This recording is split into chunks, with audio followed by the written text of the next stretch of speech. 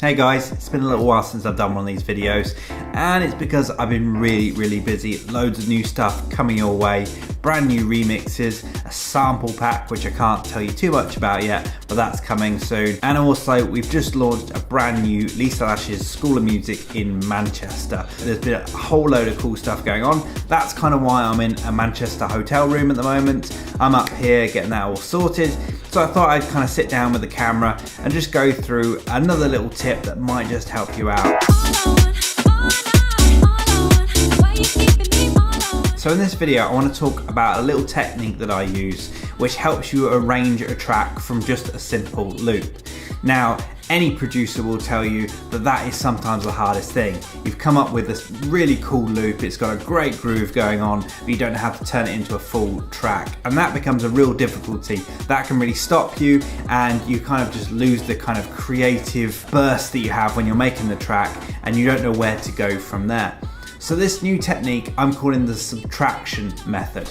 Now that sounds like a really kind of scientific kind of way of saying it, but basically I'm just taking stuff away. Now what I tend to do is I will take that loop that I've just made and I will copy that loop out for about 6 minutes or 6.5 minutes, depending on how long I want to make the track. And I'm basically just copying that across. So I'm copying the same thing again and again and again until I've reached about 5.5 minutes, 6 minutes. Then what I do after that is I kind of carve away the sound. So I take things away.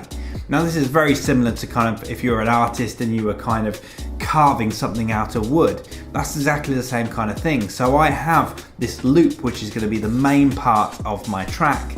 And what I'm going to do is that's the main part, so I kind of want to take stuff away from there. And that's what this idea is all about. So once I've got it out to about 5.5 minutes, 6 minutes, I can then start taking stuff away.